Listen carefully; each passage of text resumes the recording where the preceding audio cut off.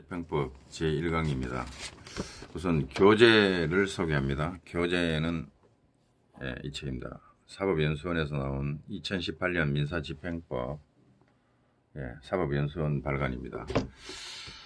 이 책은 아무래도 사법연수생들을 대상으로 사법시험에 합격한 사람들을 대상으로 저술된 것이 아닌가라는 생각이 듭니다.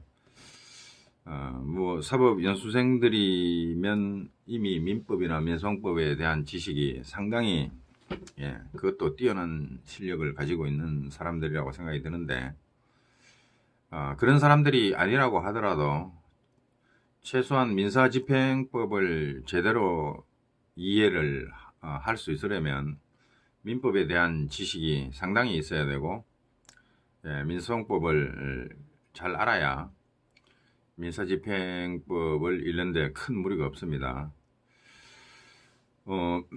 민사집행법이라는 게 결국은 민법상의 사법상의 권리, 그러는데 공법이 아닌 사법상의 권리를 실현하기 위한 절차이기 때문에 사법, 특히 민법에 실체법적인 권리가 어떤 게 있느냐, 그 실체법상 권리가 어떻게 변동되느냐, 이런 거에 대해서 지식이 별로 없다고 한다면 일단 민사집행 자체를 이해하기가 대단히 어려워집니다. 그 점이 있고, 그 다음에 민사집행법이 원래는 이게 민사소송법에 같이 규정되어 있다가 2002년도인가 그때 독립을 시킨 법입니다. 민사소송과 민사집행을 법전을 분리시켰는데, 그 이전에는 민사소송법의 일부로서 포함이 되어 있었습니다. 그렇기 때문에 민사소송법의 여러 제도를 기초로 해가지고 거기서 또 그 다음 후속 단계의 후속 단계로 집행을 하는 거기 때문에 민사소송법을 전혀 모른다 이러면 이것도 이해하기 힘들지 않겠나 생각이 듭니다. 그래서 민사집행법을 이해하려면 우선 민법 지식과 민사소송법 지식이 상당한 부분이 있어야 이게 제대로 이해될 수 있다, 그런 생각이 듭니다.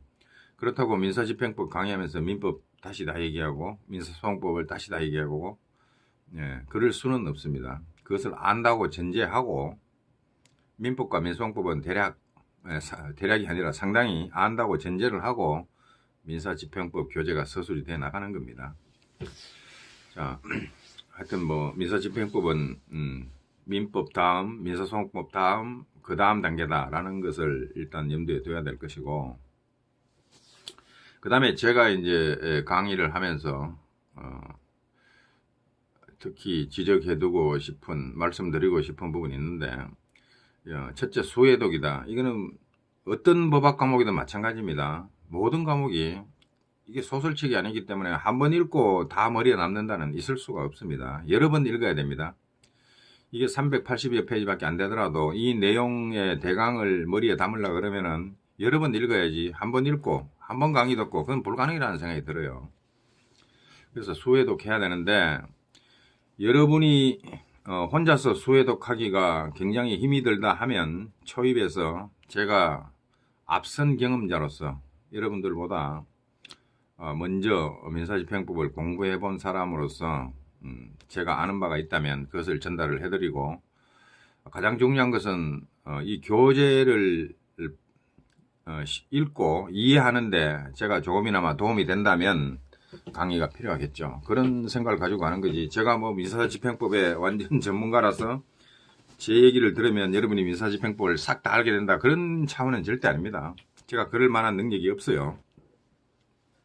그래서 제가 해드릴 수 있는 것은, 이 책을 독학하기에, 혼자 읽기에 너무 힘들다 그러면은 저하고 함께 같이 읽으면서, 다만 제가 해드릴 수 있는 것은 여기 교재 내용에 나오는 것이 법정과 어떻게 연결되는가, 이 교재 내용을 법정과 연결시켜주는 작업을 가급적 많이 하려고 해요. 이 교재도 역시 법전에 기초한 내용입니다. 민사집행법 규정에 있는 내용을 기초로 해서 서술한 거지, 그거 근거 없이 아무렇게나 자기 생각을 서술한 게 아닙니다. 그렇기 때문에 다른 과목도 마찬가지지만 법학 과목 공부할 때는 항상 법전을 옆에 두고, 지금 교재에서 말하고 있는 내용이 법전 제 몇 조, 민사집행법 제 몇 조에 관한 이야기를 하고 있는가, 이것을 직접 법전을 찾아보면서 연결시켜야 됩니다. 그래야 기억에 오래 남고 나중에 교재를 듣고 나서도 법전만 펼치면 아 이게 그런 내용이구나 이게 이해가 됩니다. 그게 아니고 법전 따로 놀고 교재 별도로 법전 안 찾아보고 읽으면 이거 소설책 비슷해지면서 도대체 법전에 무슨 규정에 근거해서 그런 내용이 나왔는지 연결시키기 어렵게 됩니다. 그래서 제가 권하는데 한 번을 읽더라도 물론 여러 번 읽어야 되지만 한 번을 읽더라도 반드시 조문과 대조하면서 꼼꼼히 대조하면서 시간이 걸리더라도 그렇게 읽어야 남는 게 많을 겁니다. 그렇지 않으면 이 휘발성이 강해가지고 금방 읽어도 들어도 금방 날아가 버릴 수 있다 이런 생각이 듭니다. 그래서 제가 뭐 일단 크게 진도에 신경 쓰지 않고 교재를 읽어 나가면서 법전과 규정과 관련되는 부분은 직접 법전을 같이 읽어가면서 그런 방법으로 진행을 하고자 합니다. 자, 일단 교재를 펼쳐놓죠. 제1편 총론 3페이지입니다. 제1장 민사집행의 개념과 종류가 나옵니다. 죄송합니다. 이거 하기 전에 앞에 차례를 대략 보고 오죠. 앞에 차례로 가보면 제1편 총론입니다.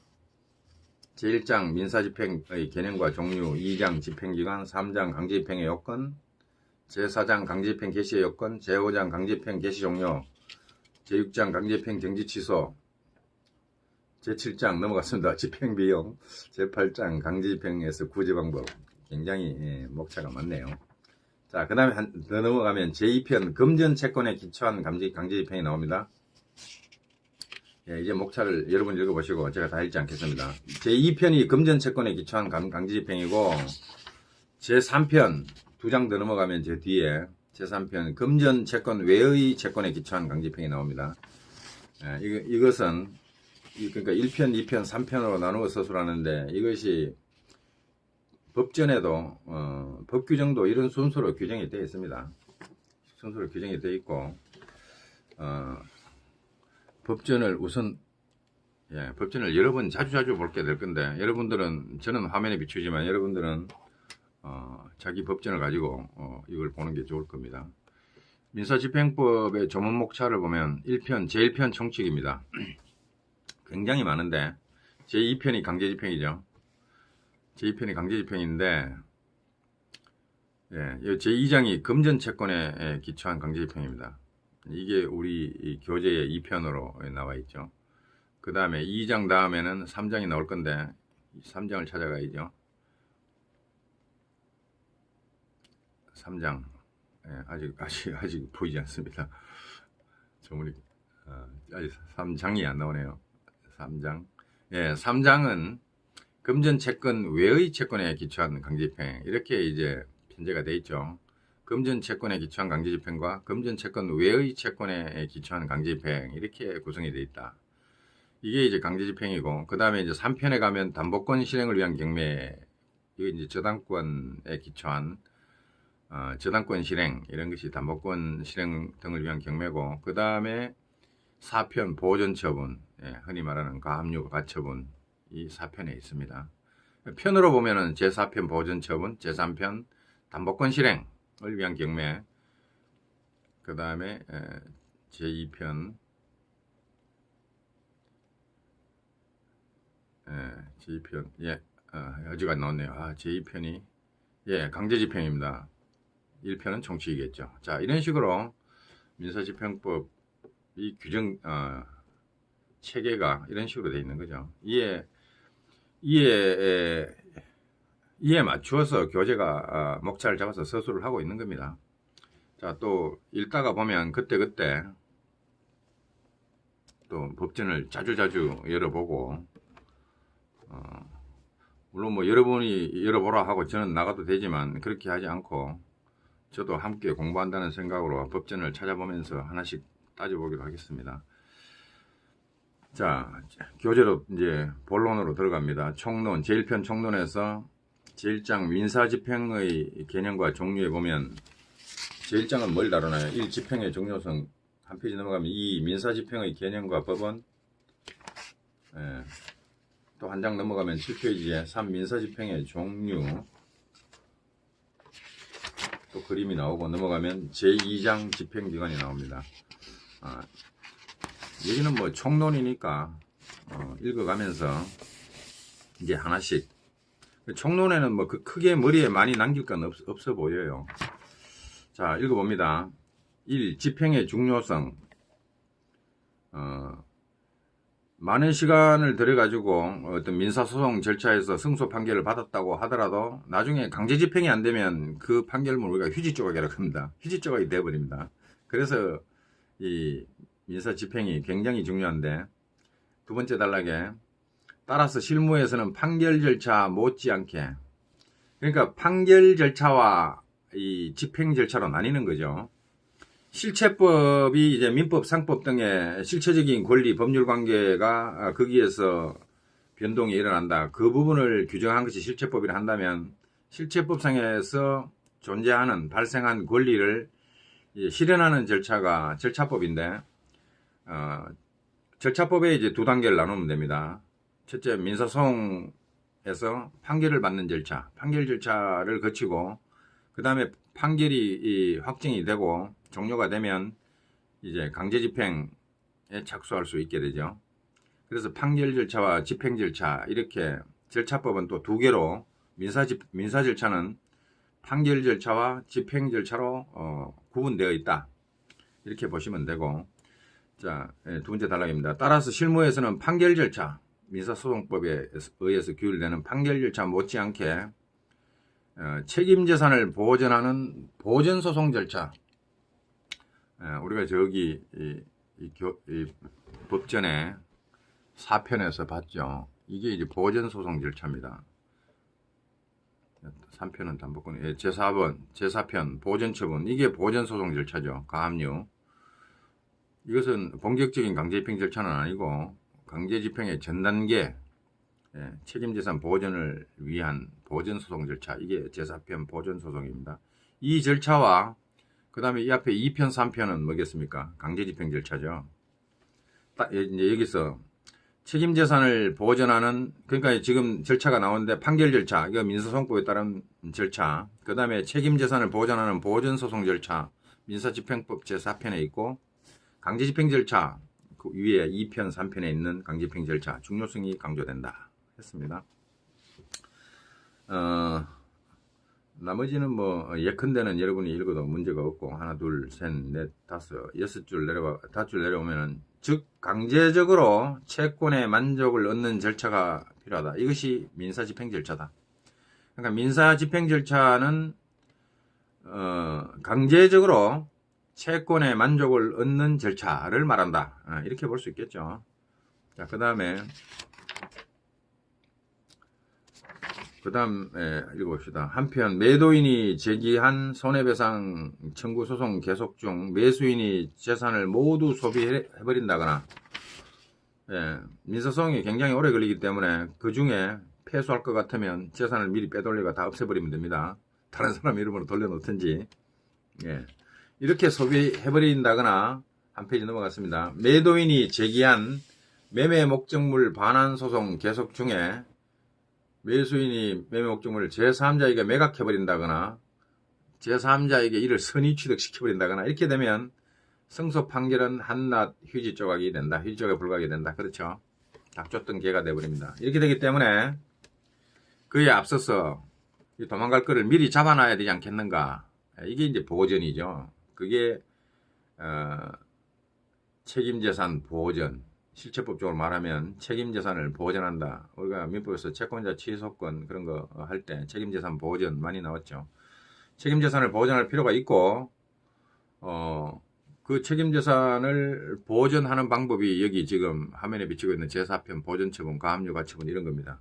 이게 이제 미리 묶어두는 거죠. 도망 못 가게. 민사소송이 진행되는 동안에 붙잡아두는 게 보전처분이고, 책임재산을 보전하는 겁니다. 그 다음에 교재입니다. 나중에, 그러니까 이게 이제 가압류 가처분 등을 내가 보전처분해서 책임재산을 도망 못 가게 붙잡아 놓은 다음에 이제 민사소송이 드디어 나중에 언젠가는 끝이 나겠죠. 그러면은 나중에 판결, 그 확정 판결을 근거해서 집행권원이라고 부릅니다. 집행권원, 집행권원으로 삼는다. 이제 집행권원은 여기 청론에 민사집행법 청론에 나오는 용어들이죠. 예.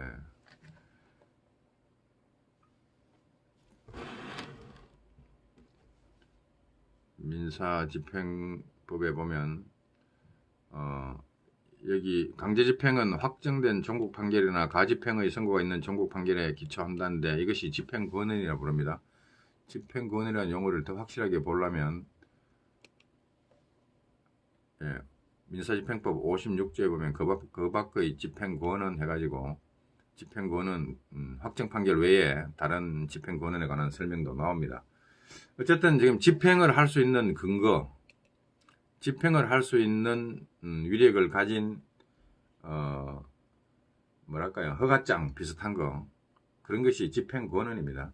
나중에 이제 확정 판결이 가장 대표적인 집행권한이 되죠. 집행권한에 기초해서 강제집행을 진행을 하는 거죠. 그래서 나중에 판결을 근거, 이것이 집행권한이 되고, 근거로 하여 재산의 종류에 따라서 재산의 종류에 따라서 집행 방법이 여러 가지가 있게 됩니다. 이거 다 물론 민사집행법에 규정이 되어 있습니다. 첫째, 강제경매. 강제경매 우리가 쭉 가다가 본 것 같은데 어디 나왔나요? 예.